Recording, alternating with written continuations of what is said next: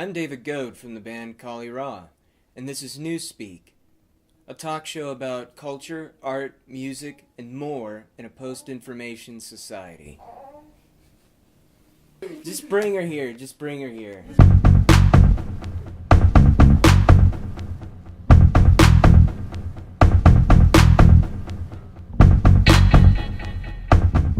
Today we have visual artist, animator, musician, and liquor magician Nina Lauren Garsh on the set with us today. The topic of today is art and politics, so things are about to get heavy.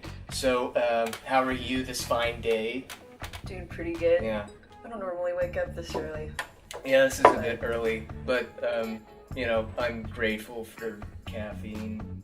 That's great. I was gonna go liquor, but I decided that would be counterproductive. But the reason I've got you on the show is because I had some questions regarding your art and the reaction to your art, and also like in 2016, the attitude towards art being politicized, that there's kind of a bifurcation of society, whether art should be politicized or not, and whether it's good for society to have art that is political or makes commentary. So, can you tell us a little bit about what kind of mediums you work with? I work with a lot of different mediums, anything from wood to using fire on the wood, knives to the wood. I like to use Prismacolor pencils a lot, charcoals, oil paint, acrylic paint, graphite. I even like to carve into crystal. Oh yeah? Yeah, it's pretty cool. So how do you work with crystal? It's really complicated. Yeah. You can take a Sharpie to it and just like design an image on the crystal, but that can be, I don't know, maybe I'm cocky and I just like to, or stupid, and I just like to go into it with like a little Dremel tool. And you're supposed to wear like welding gloves, but my hands are so tiny, so I just do it with my fingers. And I slip a lot, and I cut myself all the time, so... That's good. Yeah, it is pretty fun. Well, so then, like, blood is another medium. That is another medium, Yes. and actually that's something I've been wanting to get into. Yeah. Whatever kind of blood the means is kind of a complicated and controversial matter. That's true. But... Especially if you're doing, like, a large painting.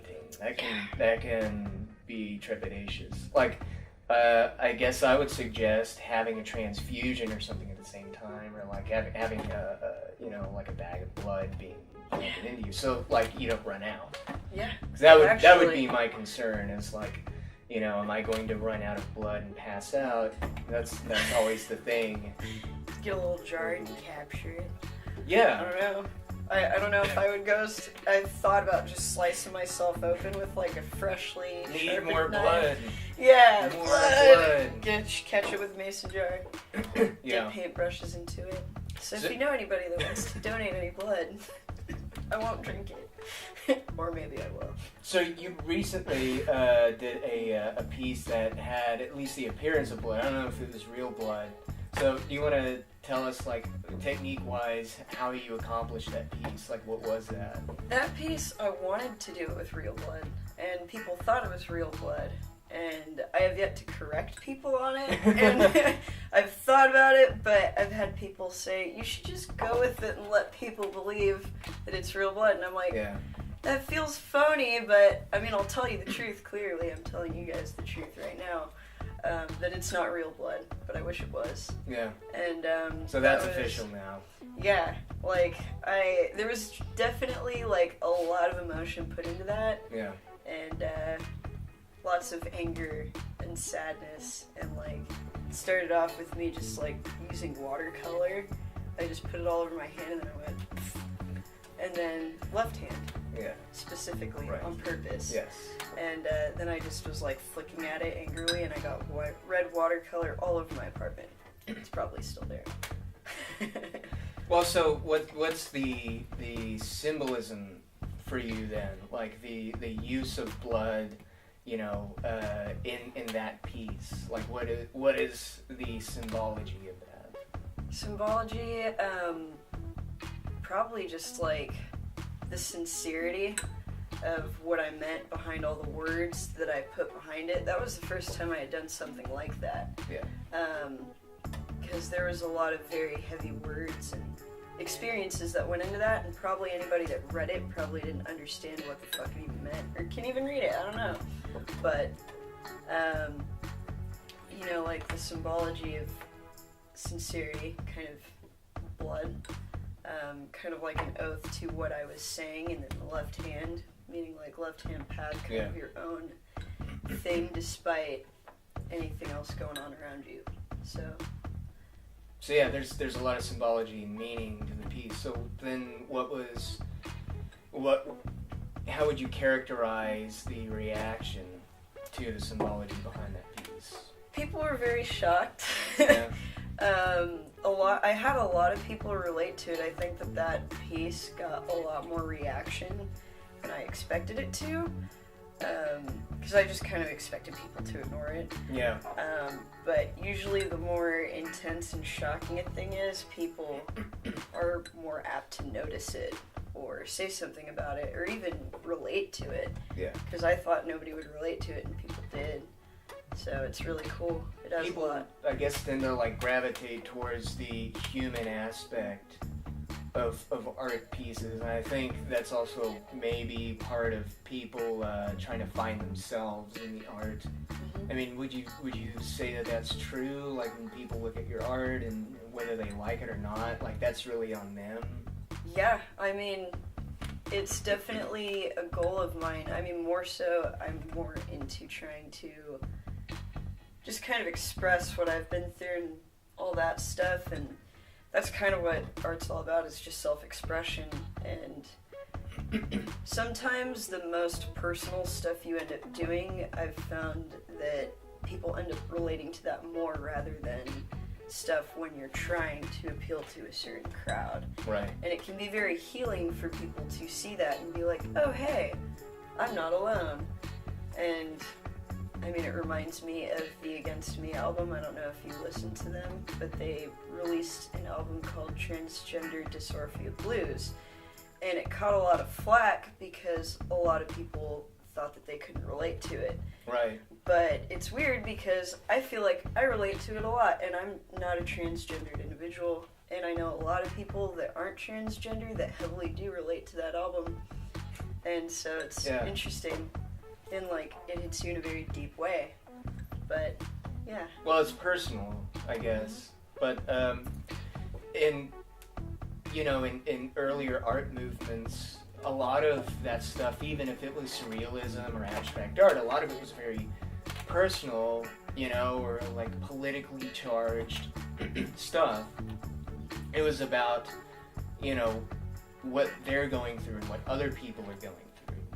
Yeah. Like Picasso's Guernica, the painting of like this chaos, this kind of like entropy happening, that was what Spanish life was like, during that time. And so, abstract art and surrealism, they've always like kind of subverted volatile political, social situations, or like commented on them, and the society needs surrealism. Yeah. Yeah. It definitely does. Yeah. So how does society then benefit from surrealism? I think that the way that it benefits is people will see things inside of art and surrealism that kind of gets their brain juices flowing. Yes. And they're able to relate to it, and it makes them feel something, and it makes them think. Because it's more of like an idea or a feeling rather than like a direct message or something. Like, because it's obviously abstracted. It's not like something literal or that exists in the material world usually. So like it just kind of evokes a feeling. Mm-hmm. Yeah. Very much like music. Like with poetry and sounds, music is kind of the visual manifestation of those things. Yeah.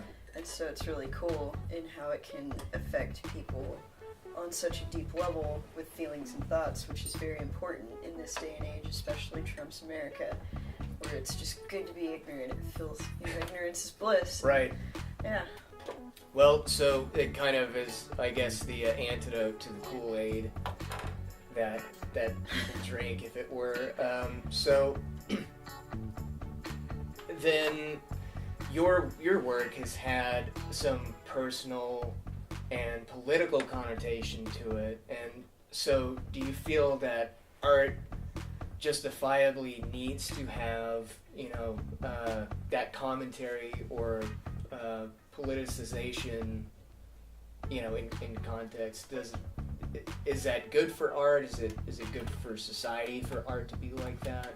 I think that no matter what, I don't think that you should ever limit yourself to a specific, definition of what art should and shouldn't be, because that's where you end up limiting yourself and your audience. Yeah. And I think, for me personally, what you want to create is a reaction, and not necessarily like in the same way that a troll would, like on the internet, but I guess kind of similar to that, where you're forcing people to think and feel, but not necessarily by force, but just naturally from them seeing it.